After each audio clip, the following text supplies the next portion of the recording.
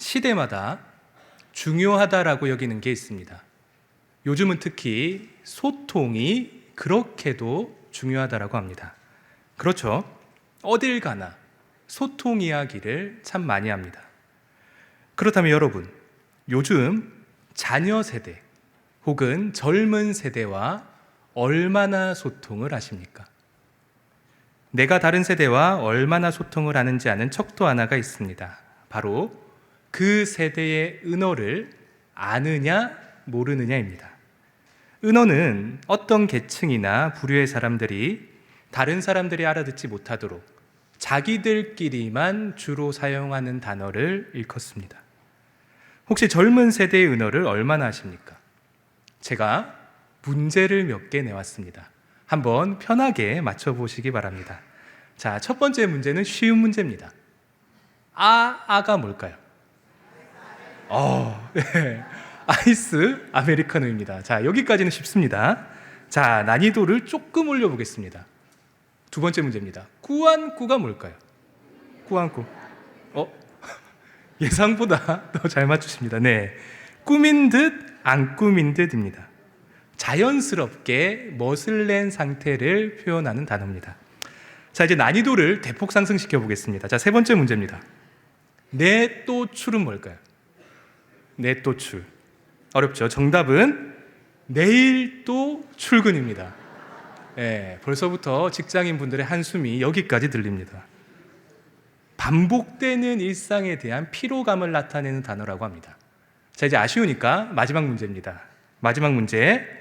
막나기는 뭘까요? 당나기도 아니고 막나기는 뭘까? 정답은 막상 나가려니 귀찮다입니다.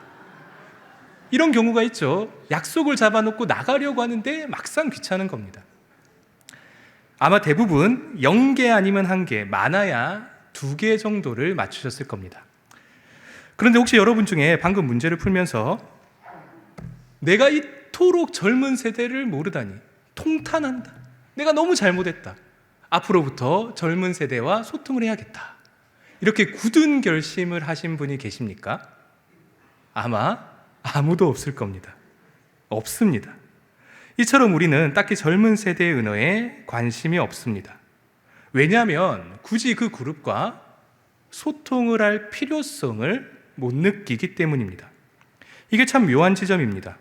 소통을 해야 한다라고 둘 다 동의는 하는데 필요성을 못 느끼는 겁니다. 두 그룹이 묘한 대립을 하고 있는 모양새입니다. 그런데 이런 묘한 대립이 교회 안에도 존재합니다.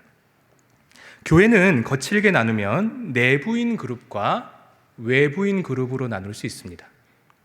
어떤 조직이나 마찬가지죠. 핵심에 근접해 있는 이너서클, 즉 내부인이 있습니다. 반면에 중심에서 좀 떨어져 있는 바깥쪽에서 관망하면서 서성이는 외부인들이 있습니다. 그렇다면 이 두 그룹을 어떻게 분간하냐?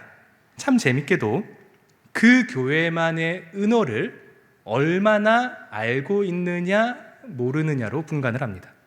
우리 교회에서 주로 쓰는 단어, 문장, 감성이 있는데 그걸 아느냐 모르느냐입니다. 예를 들어 말씀과 함께 어떻습니까? 말씀과 함께. 말씀과 함께라는 단어를 듣고 그래, 하나님의 백성이라면 말씀과 함께 해야지.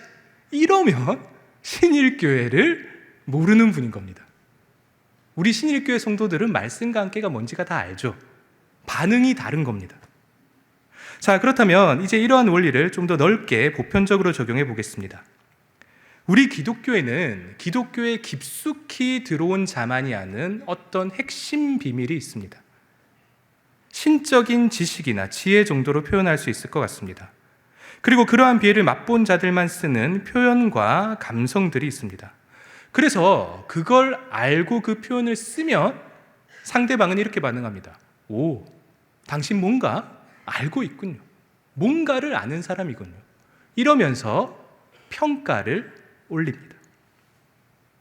그런데 그런 표현을 쓰지도 않고 그런 표현을 들어도 별 반응을 하지 않으면 그 사람을 평가절하합니다. 예를 들어 참 야곱 같군요 라는 말을 듣고 야곱? 야채 곱창인가? 이러면 그 사람은 평가절하당하는 겁니다. 그 순간부터. 아이고, 저 사람 아무것도 모르는구나. 햇병아리구나. 이런 생각을 하는 겁니다.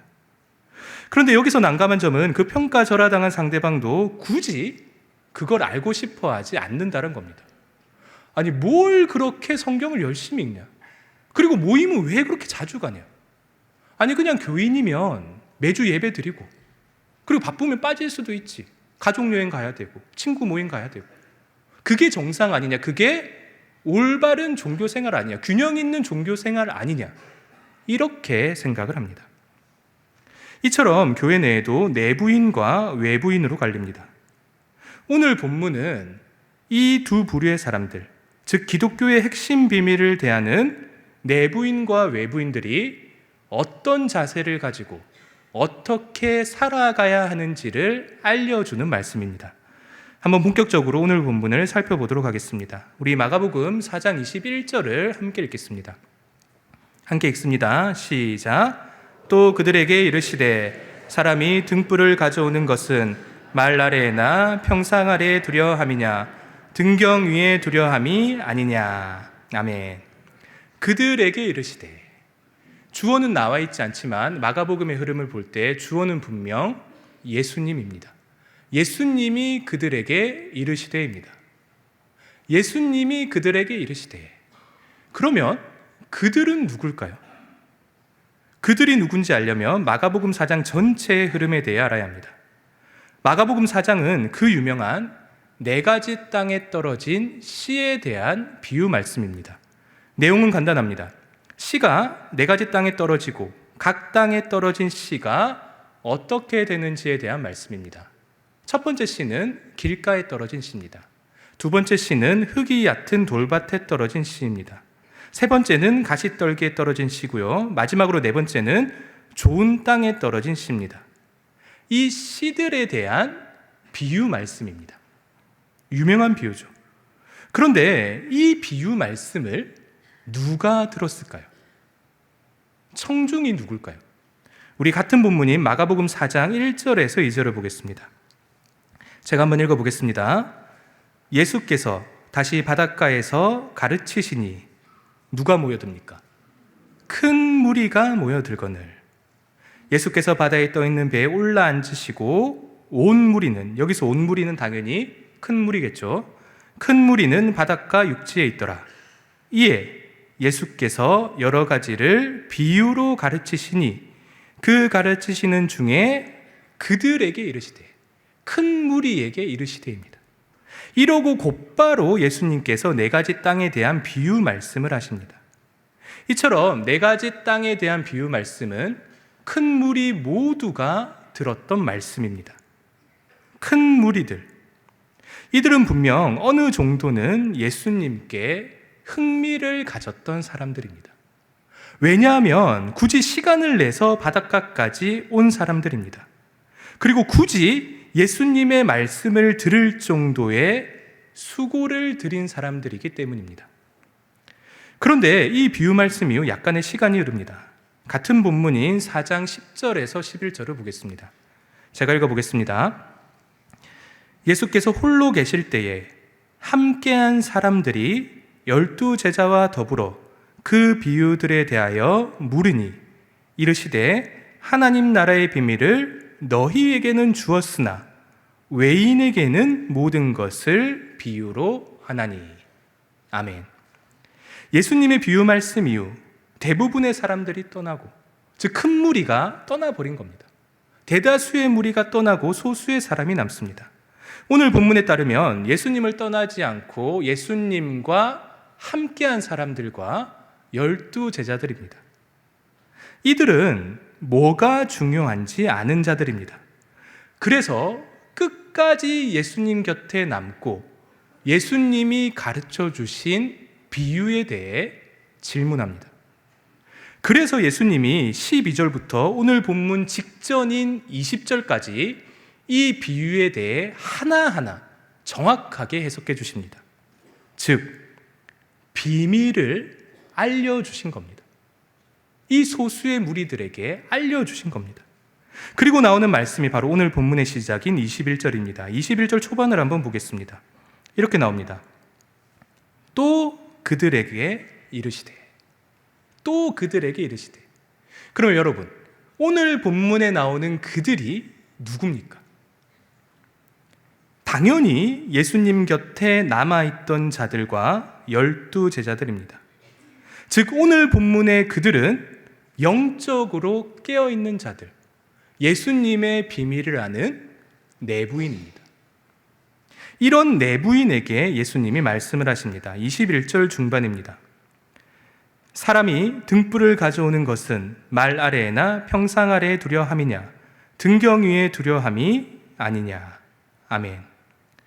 예수님 당시 대부분의 유대인들이 살던 집에는 창문이 없었습니다.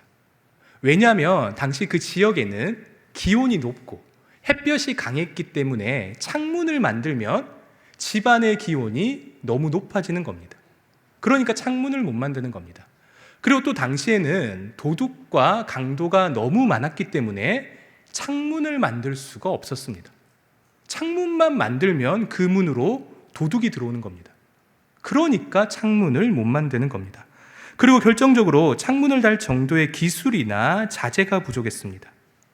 그러다 보니 대부분의 집에 창문이 없었고 집안은 한낮임에도 불구하고 매우 어두웠습니다. 그래서 당시 유대인들에게는 집안을 밝혀주는 등불이 필수였고 당연히 그 등불은 아래가 아니라 위에 놓곤 했습니다. 예수님이 오늘 본문에서 이 지점을 말씀하신 겁니다. 사람이 어두운 집으로 등불을 가져오는 것은 평상 아래에 두려고 들고 오겠느냐? 아니다. 등경 위, 즉 높은 곳에 두려 함이 아니냐. 당연한 말씀이죠. 창문이 많은 요즘조차도 전등을 아래에 다는 사람은 없습니다. 전등을 다 천장에 달죠. 왜냐하면 빛이 구석구석 비쳐야 하니까. 그런데 이런 당연한 말씀을, 이런 쉬운 말씀을 예수님이 다른 존재도 아니고 기독교의 핵심 진리를 알고 있는, 핵심 비밀을 알고 있는 내부인들에게 말씀을 하십니다. 여러분, 예수님께서 왜 이런 말씀을 그들에게 하셨을까요? 왜 하셨을까?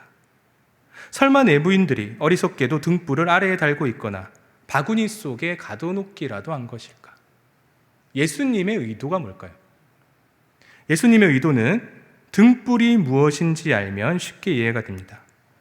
등불은 구약에서 무려 하나님을 상징할 때 사용되는 단어입니다. 그리고 때로는 그 이스라엘이 그토록 기다리던 메시아를 상징하는 단어이기도 합니다. 그리고 때로는 하나님의 말씀을 상징하기도 합니다. 즉 등불은 하나님, 메시아, 말씀을 상징하는 단어입니다. 이런 의미를 지닌 등불을 예수님께서 굳이 예시로 들고 계십니다. 과연 예수님이 등불을 가벼운 의미로 사용하신 걸까?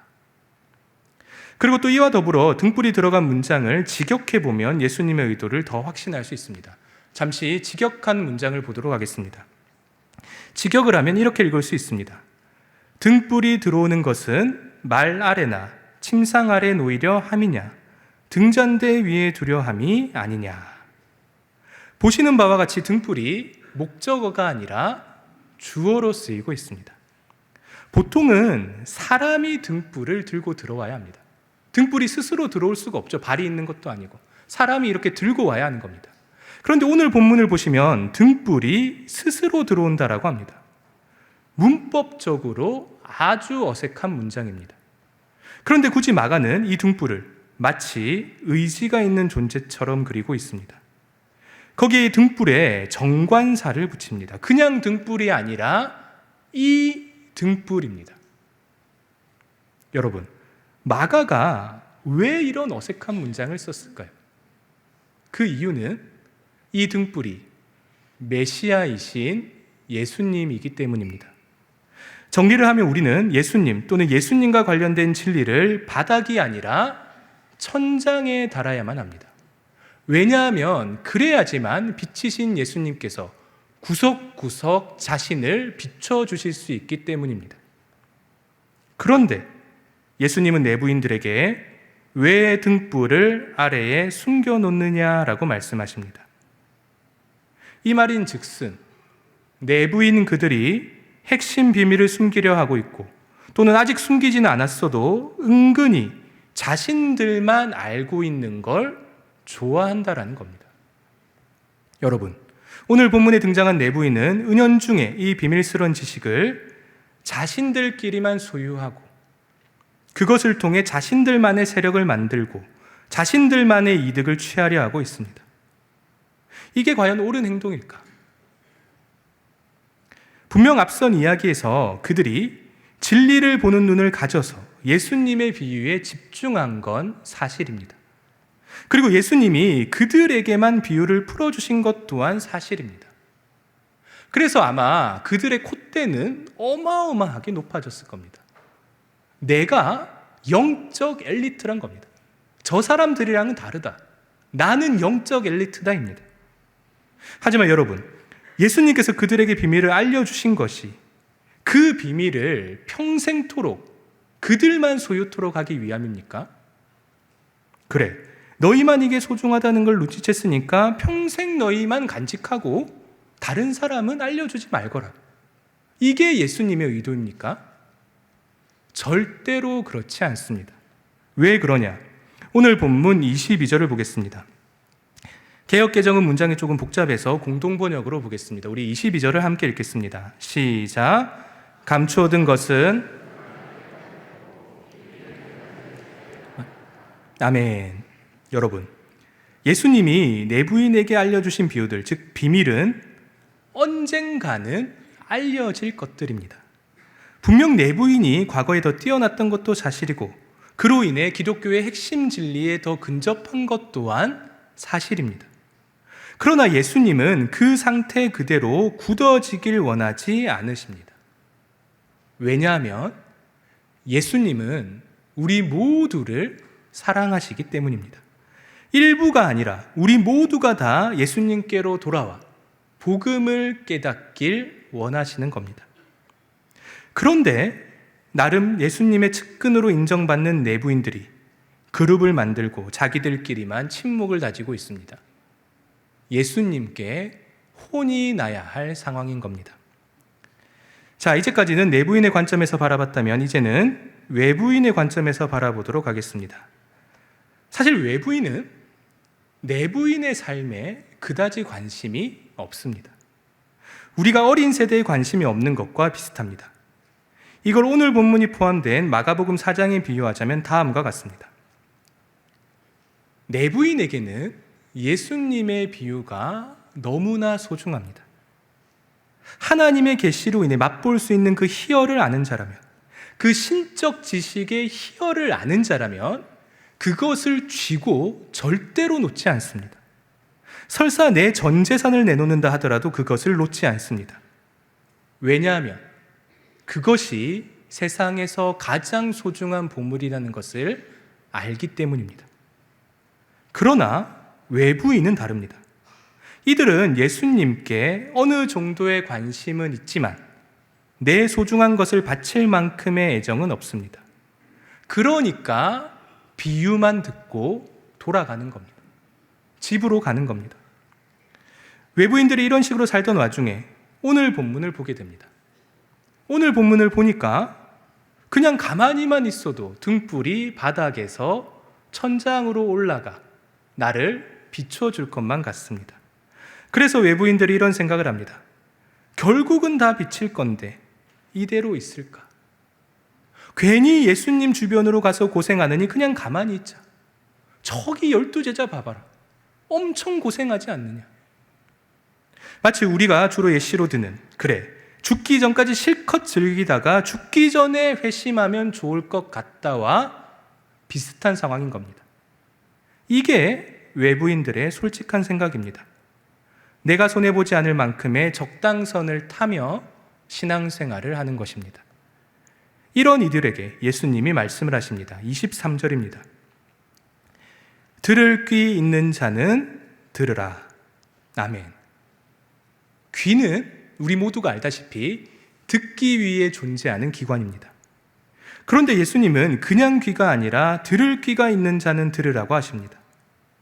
마치 귀는 귀인데 제대로 듣지 못하는 귀도 있다라는 말씀처럼 들립니다. 자존심이 있는 사람이라면 발끈할 만한 발언이고 그냥은 지나칠 수 없는 발언입니다. 그래서 별 관심이 없는 외부인조차도 예수님의 말에 한번 귀를 기울여 보게 됩니다. 그래, 나 정도면 괜찮은 사람인데, 나 당연히 들을 귀가 있으니까 한 번은 들어봐야겠다, 이러고 듣는 겁니다. 과연 예수님이 그들에게 어떤 말씀을 하실까요? 우리 24절을 함께 읽겠습니다. 24절입니다. 시작. 또 이르시되 너희가 무엇을 듣는가? 너희가 헤아림을 받을 것이며 더 받으리니. 아멘. 예수님께서 강력한 명령을 하십니다. 스스로 삼가라. 원어의 뜻은 경계하다, 살펴보다, 주의하다입니다. 그렇다면 무엇을 경계해야 하고 무엇을 살펴봐야 하고 무엇을 주의해야 합니까? 한번 24절 초반을 보십시오. 또 이르시되 너희가 무엇을 듣는가 스스로 삼가라. 외부인들은 무엇을 듣는지 경계해야 하고 살펴봐야 하고 주의해야 하는 겁니다. 이를 좀 더 노골적으로 말하면 외부인들은 거짓된 것이 아니라 올바른 것을 보고 듣기 위해 신중히 노력해야 한다는 말씀입니다. 여러분, 우리는 평소에 참 많은 것들을 보고 듣습니다. 가볍게는 옆에 있는 가족이나 친구의 말을 듣습니다. 또는 TV나 핸드폰으로 뉴스도 듣고 예능이나 여러 가십거리들을 접합니다. 그리고 회사에서는 상사의 지시나 부하의 의견도 듣곤 합니다. 즉, 우리는 의도치 않게 수많은 정보와 감정들을 우리의 감각으로 강제로 받아들이고 있습니다. 특히 현대인은 이러한 경향이 훨씬 심합니다.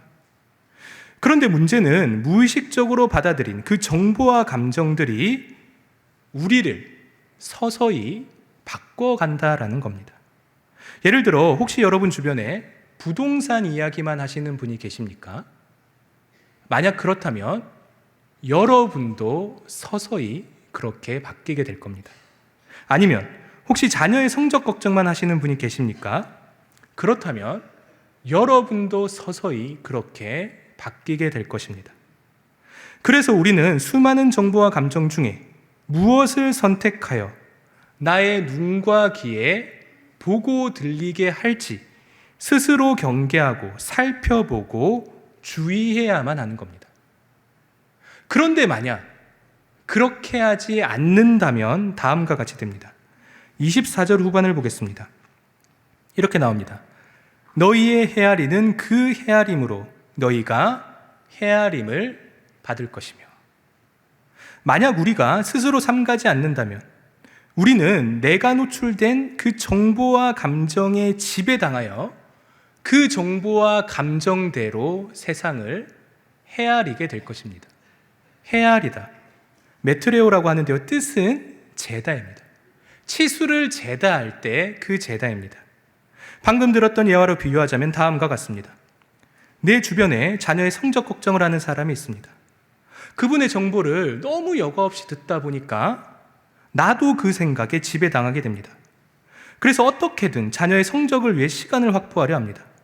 그런데 시간 확보에 가장 방해가 되는 것을 발견합니다. 바로 주일 학교입니다. 아이가 주일에 교회에 가서 하루 종일 있는 겁니다. 그래서 그 사람은 자신이 영향을 받은 그 생각으로 재기 시작합니다. 성적이 중요하니 교회에 있는 시간을 줄이자. 그래서 아이에게 말합니다. 쓸데없이 다른 거 하지 말고 예배만 드리고 집에 와라. 그리고 시험 기간이 중요하니까 시험 기간에는 예배에도 빠져라. 여러분, 지금 이 사람은 교회와 자녀의 성적을 비교하며 재고 있는 겁니다. 무엇이 더 긴지. 이 사람이 어떻게 될까요? 24절 후반을 한 번 더 보겠습니다. 너희의 헤아리는 그 헤아림으로 너희가 헤아림을 받을 것이며 더 받으리니. 우리가 잰다면 하늘에 계신 하나님 또한 우리를 재실 겁니다. 여러분, 하나님의 입장에서 챙길 거 다 챙기고 자투리로 섬기는 자가 좋으실까요? 아니면 자신의 모든 것을 희생해서라도 하나님을 섬기는 자가 좋을까요? 하나님께서 과연 누구에게 자신의 비밀을 더 알려주실까? 여러분, 우리가 하나님을 재는 만큼 하나님도 우리를 재실 수 있습니다. 그 결과가 오늘 본문 25절에 나옵니다. 우리 25절을 다 같이 읽겠습니다. 시작. 있는 자는 받을 것이요 없는 자는 그 있는 것까지도 빼앗기리라. 아멘. 설교 중간에 제가 우스갯소리로 든 예화가 있습니다. 현실을 실컷 즐기다가 죽기 전에 회심하자. 여러분, 지금 돌아오지 않으면 죽기 전에 회심하는 것이 아니라 그나마 남아있는 영성조차도 메마를 것입니다. 방금 든 예화로 비유하자면 결국 그 아이는 좋은 성적은 얻을지언정 높은 확률로 결국은 교회를 떠나게 될 것입니다. 말씀을 맺겠습니다. 오늘 본문은 교회 안의 내부인과 외부인들 모두에게 외치는 예수님의 말씀입니다. 내부인에게 하시는 말씀은 간단합니다. 교만하지 말라. 여러분, 비밀은 나만의 것이 아닙니다. 결국은 모두에게 돌아가야 할 것들입니다. 그러니 아까워하지 마시기 바랍니다. 주님께 거저받았으니 거저 주시기 바랍니다. 왜냐하면 내가 가진 보물은 내 것이 아니기 때문입니다. 그렇기에 그 보물을 가지고 오히려 타인을 섬기시는 삶을 살길 권면드립니다. 이제 외부인에게 드리는 말씀입니다. 여러분, 지금 돌아서지 않으면 있는 것조차도 빼앗기실 겁니다. 세상에 현혹되어 진실을 외면하지 마시기 바랍니다. 그리고 하나님을 사랑하는 데 있어서 그 누구에게도 지지 마시기 바랍니다. 여러분, 하나님보다 소중한 것이 이 세상에 뭐가 있습니까? 이 세상의 것들은 다 쓰러질 것들입니다. 참 진실은 이 세상을 하나님이 창조하셨고 이 세상을 하나님이 섭리하신다는 사실입니다. 그분보다 높으신 분이 없고 그분보다 소중한 것이 없습니다. 그러기에 우리는 이제라도 여호와께로 돌아와야 하는 겁니다. 제발 내부인이든 외부인이든 우리 모두가 다 오직 하나님께 영광을 올려드릴 수 있기를 진심으로 소망합니다. 기도하겠습니다. 천지를 창조하시고 섭리하시는 하나님, 오늘 저희가 마가복음 4장의 말씀을 살펴보았습니다. 하나님, 우리 모두가 각자의 자리에서 바른 방향으로 나아갈 수 있도록 하여 주시옵소서. 내부인은 겸손한 마음을 가지게 하여 주시옵소서. 더 가진 만큼 더 내어놓을 수 있도록 하여 주시고 타인을 경쟁 상대가 아니라 섬기는 대상으로 보게 하여 주시옵소서. 또한 하나님, 외부인은 진리의 눈을 뜨게 하여 주시옵소서. 무엇이 진정으로 소중한지 깨달아 인생의 자리를 주님의 곁으로 옮길 수 있게 하여 주시옵소서. 이 모든 말씀 예수님의 이름으로 기도드립니다. 아멘.